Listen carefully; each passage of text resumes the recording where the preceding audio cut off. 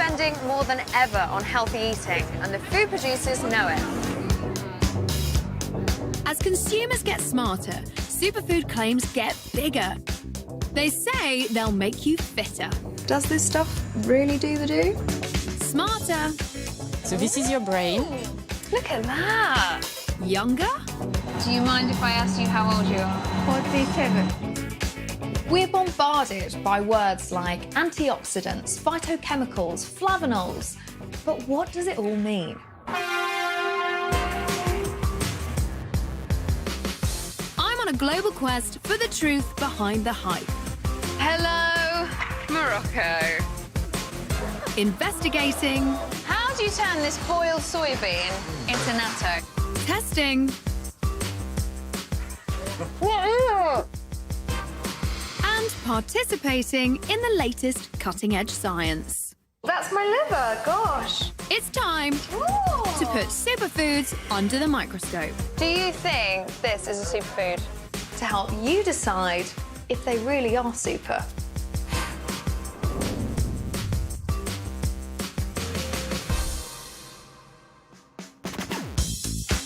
This week, should this caveman's favourite be making a comeback?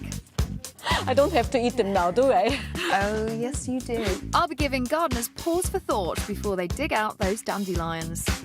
Ollie, your dandelions are banging. And I go fishing. Woohoo! For wild Pacific salmon.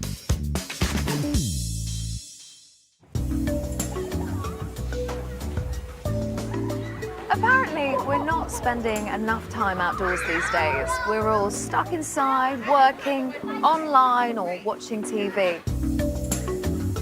It can all add up to a vitamin D deficiency.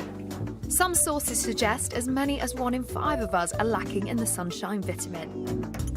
Low levels can lead to problems with bone health and even rickets, a bone-deforming disease once virtually wiped out in the UK, which is now making an unwelcome return. Now, you don't only get vitamin D from the sunshine. You can also top up your levels by eating it. A great source is oily fish, and our favourite is salmon. We eat 58,000 tonnes of it every year in the UK.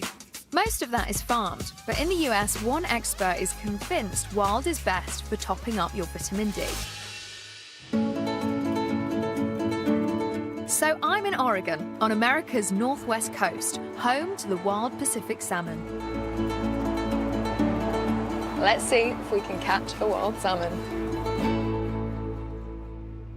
Hey, Mark! Mark Fick is a 6th-generation salmon fisherman. Do it. Just hop on. Yeah, come on. Take a hand Brilliant. and jump on.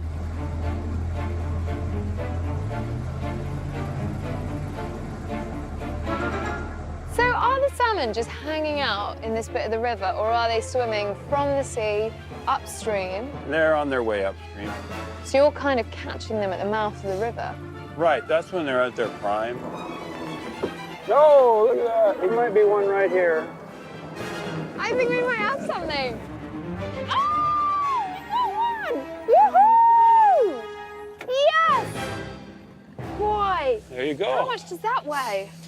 Yeah, probably about 13 pounds, maybe. Look at...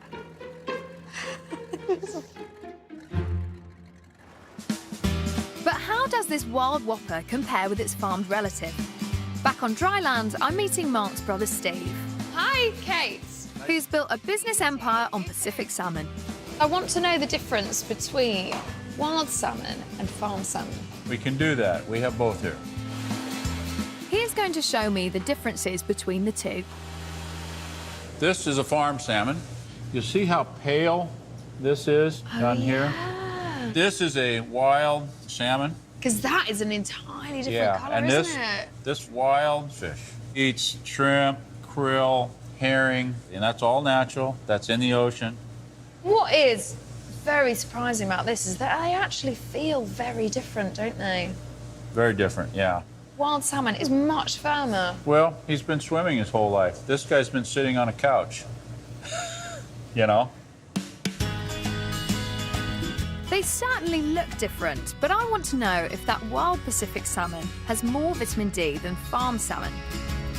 To find that out, I'm heading to the other side of the country to Boston to meet a scientist some call the Sunshine Superman. Hi. How you doing? Hello, Kate. Nice to meet you, Kate. You too. I'm loving your office. This is the office of a man that thinks. I don't know, it's messy, but works for me. Dr. Michael Hollick has been studying vitamin D for more than 40 years. He's compared US farm salmon and its wild cousin. We can actually determine on our machine exactly how much vitamin D is present, both in the wild caught and in the farm salmon. Brilliant. To analyse the exact amount in each sample, Dr. Hollick has got some pretty high-tech machinery. And so this is a high-performance liquid chromatography machine. And basically what it's doing is separating the vitamin D from all of the other oily contaminants. And the results are in. So which one contains the most vitamin D? It's pretty obvious on the graph. This is the vitamin D peak This is for farm salmon. compared to the wild salmon. There's a lot more vitamin D in the wild salmon. How much more? We've done this many, many times, but on average, 4 times more vitamin D. Why is there such a difference? Wild-caught salmon in the Pacific Ocean are eating lots of different forms of food that all contain vitamin D, whereas the farm salmon are being fed a vegetable diet. It's clear from Dr. Hollick's tests that when it comes to vitamin D, wild Pacific salmon beats the salmon farmed in America. But much of the farm salmon we eat in Britain actually comes from Norway.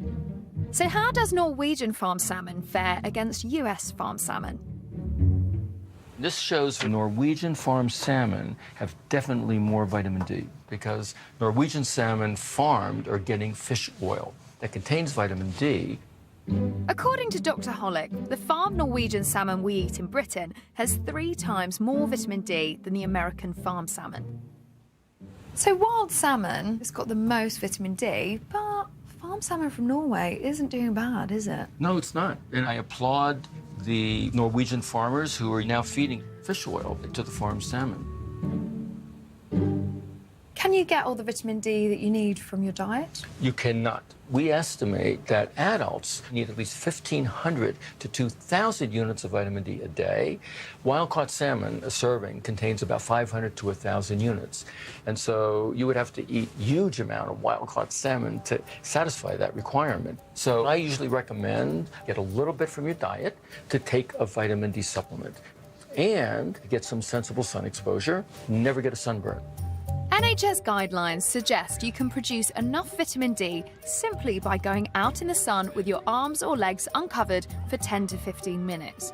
But more than that, and you'll need sunscreen.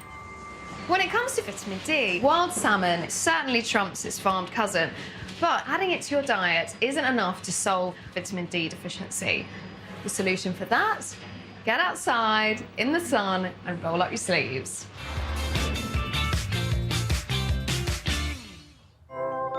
Popping up in gardens and driveways across Britain in the summertime, dandelions are a gardener's nemesis. But they're not all bad. There's more to these pesky weeds than meets the eye. They've been used in cooking and medicine for centuries.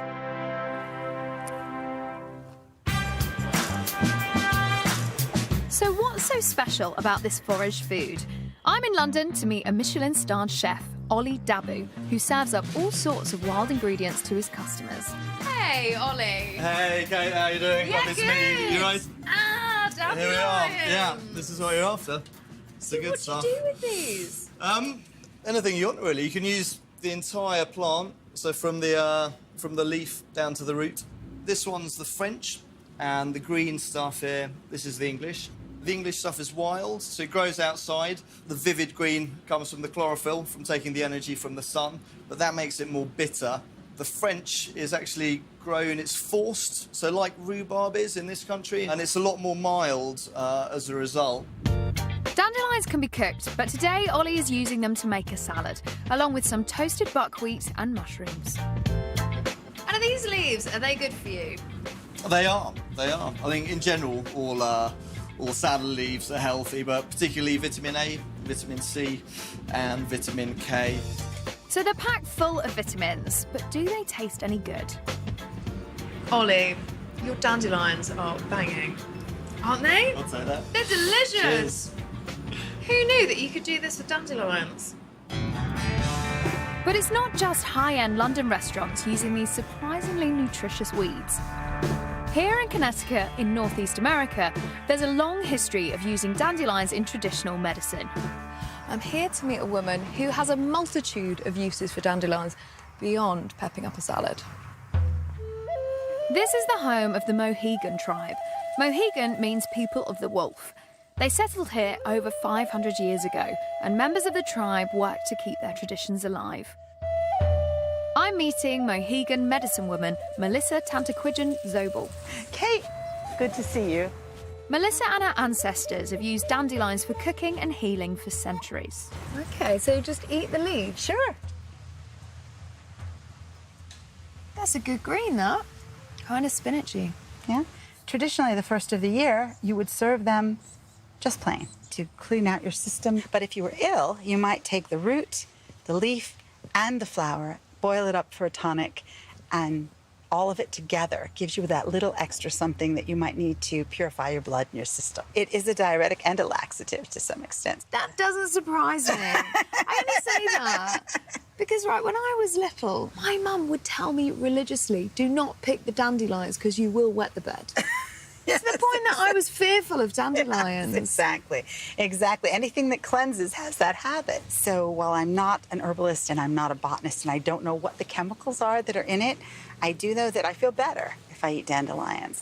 It's worked for generations. We've had a lot of people who've lived a long time, and, you know, if it's not broke. Later, I discover how dandelions can put the wee into weed. The common name in French is pissenlit, literally to urinate in the bed. And find out if these nuts can do anything to help your guts. It is like a multi-storey car park for tiger nuts.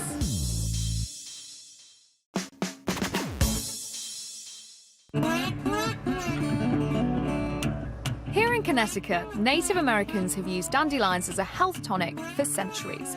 Now modern science is catching up. To find out how, I'm meeting Professor Bevan Clare from the University of Maryland. Hi, Kate. Nice to meet you. Yeah, you too. Bevan's an authority on dandelions. You've studied dandelions. What is so good about them? They're fabulous medicinal plants. We've been using them for thousands of years at least. And fundamentally, the leaves are a diuretic. Dandelion works in a similar way to conventional thiazide diuretics. And those diuretics work by affecting the kidneys to basically flush out more fluids. When blood enters our kidneys, they filter out the waste and extra fluid in our bodies.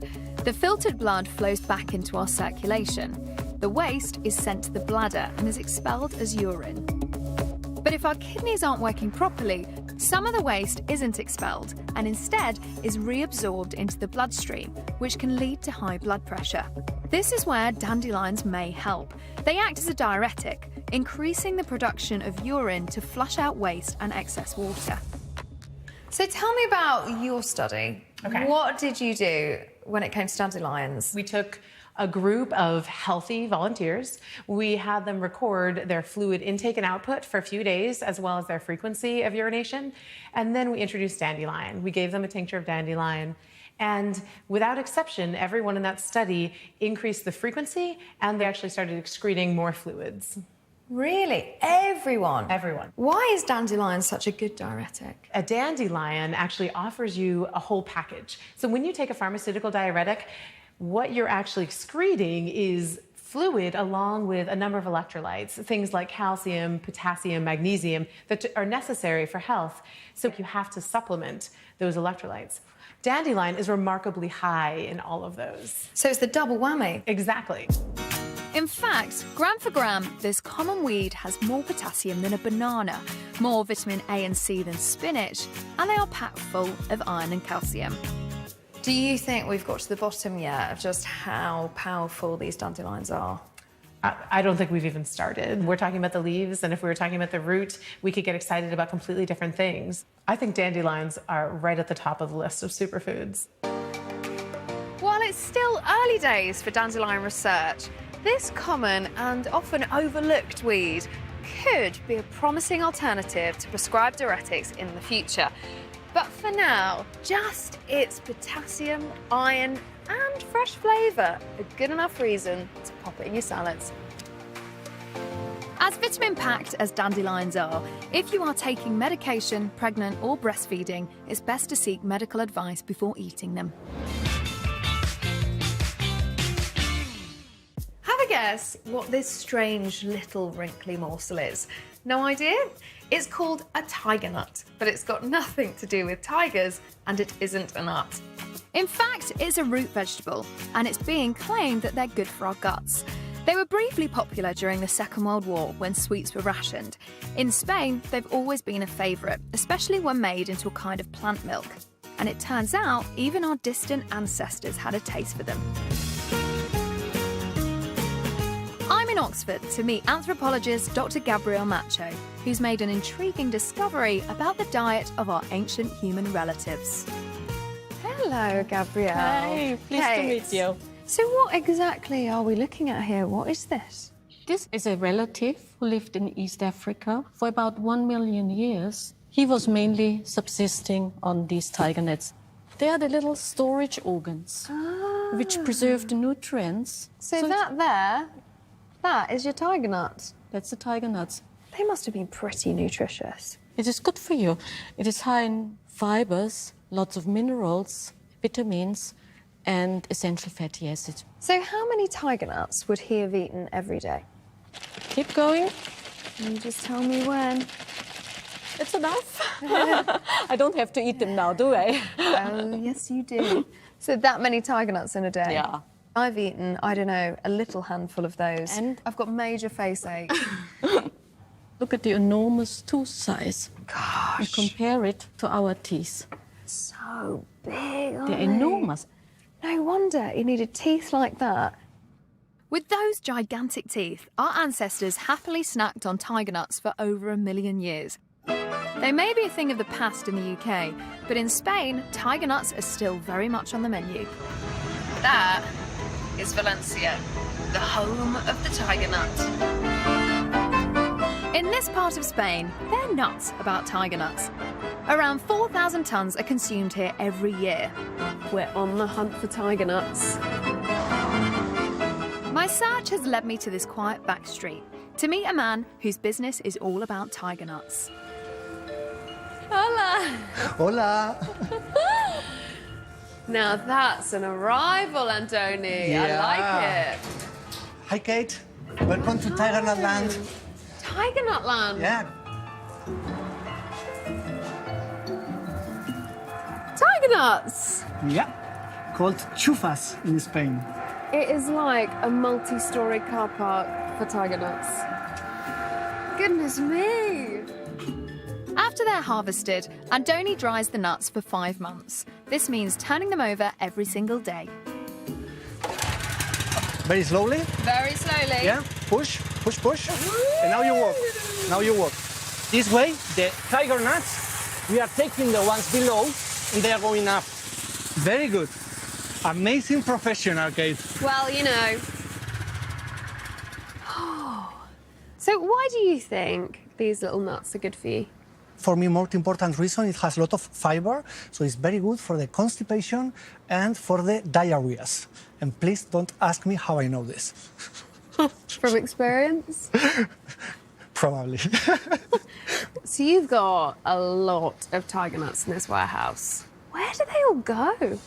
We eat them raw, but basically we drink horchata, which is plant milk. You make a drink from these dry old nuts? Yes, we do. If you want, we can go just downstairs and I show you. Great. Go on. Okay. No? I think it's enough. And now we grind. This is how you make horchata. This is the traditional way. Yeah. So what next? Is that enough? That's looking pretty good to me. Now we will mix it with water. Horchata is made from just ground tiger nuts and water. A simple recipe you can easily follow at home with a food processor and a tea towel. Now we just squeeze and strain, yeah? Yeah. Okay. So a lot of the good stuff, the fibre, doesn't even make it into the horchata. In fact, it does, because it has a lot of soluble fiber, which goes in the water and through the cheesecloth into the horchata. So that soluble fibre is the stuff that you say is good for digestion. Yes, it is. Fill us up. I like it. If you were to drink an almond milk, it's a little bit like that, but a little bit sweeter. Cheers. Salud. According to Andoni, there's a tradition of using horchata to treat dodgy tummies. But what's the science? Leading microbiologist Dr. Gaspar Perez Martinez has been investigating the effects of tiger nuts on our digestion, and he's going to show me how they work. So this is my digestive system. Yes, more or less. So, have a sip.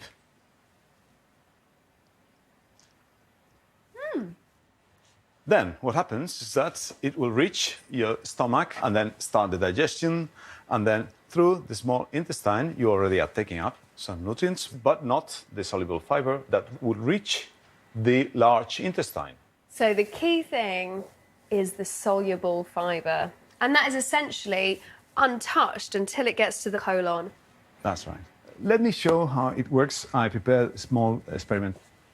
Professor Perez is recreating what happens in the colon by adding some soluble fibre from horchata to bacteria that live in our guts. If the bacteria feed on the soluble fibre, they'll produce lactic acid and turn the liquid yellow. And we can see that the color has changed into a yellowish color. So this is proof that tiger nuts are feeding our gut bacteria. Yes. And why is that good? I mean, why do I want that to happen? Because these bacteria will be producing a compound that is called butyrate. This butyrate feeds the cells around your intestine, make them stronger, and also work efficiently taking up your food and many other functions of your intestine. A strong colon is more efficient at absorbing nutrients, which boosts our overall health. Professor Perez is currently conducting clinical trials to directly measure the impact of horchata on our gut bacteria. Personally, I'm a big fan of anything that can keep our intestines happy, because when our gut bacteria are thriving, the whole body benefits. Tiger nuts and horchata are packed full of fibre, which can only be a good thing for our friendly gut bacteria. So I think that this is definitely one to watch. Next time, I'm in Thailand to see if insects can buff up my body. Bug appetit. Could shiitake mushrooms improve your dental health? I do not fancy swelling my mouth out with that. And I'm off to California to find out if pomegranates can really boost your memory. Where do I put it? Where do you put it? In your mouth. From Chelsea to Cannes on E4 next, they fancy a fine holiday. But does the south of France know what's coming? And here on Channel 4, no holiday. The dream of back to basics life is proving pretty tough for some. In Eden.